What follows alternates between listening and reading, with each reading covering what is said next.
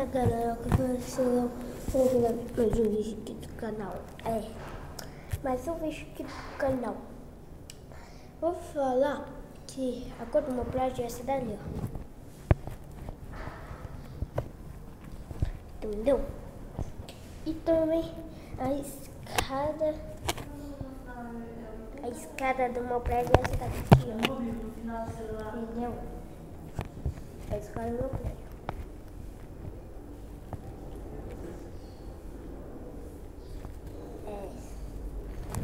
É desse jeito.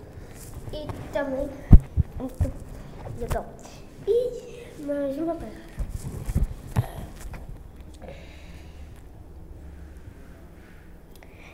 O negócio é desse jeito. Tem esse negócio aqui na porta. Quando fecha. A porta é desse jeito. E tem o número 43. Não 42. 42 cadê? E aqui, esse daqui é 43. Você pode ver. Peraí, vou te mostrar.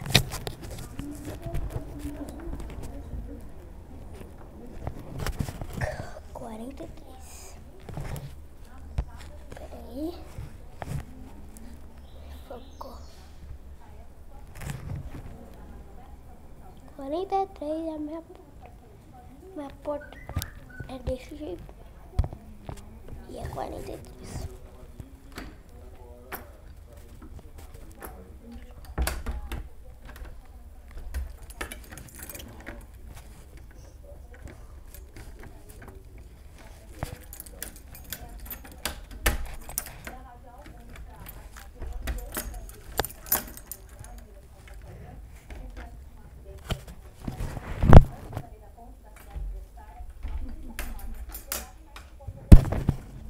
Então,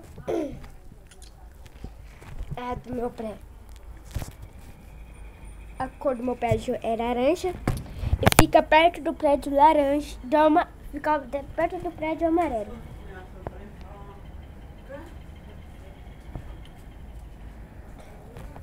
Fica perto daquele. Eu vou te mostrar aqui, eu vou focar aqui pra vocês verem. Focar. 44. Esse prédio laranja.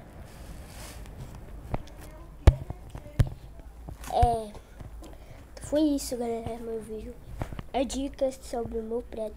Então, se vocês gostaram, não se esqueça de dar um link, dar um joinha e aperta nos seguidores se você não é inscrito. Falou, galera!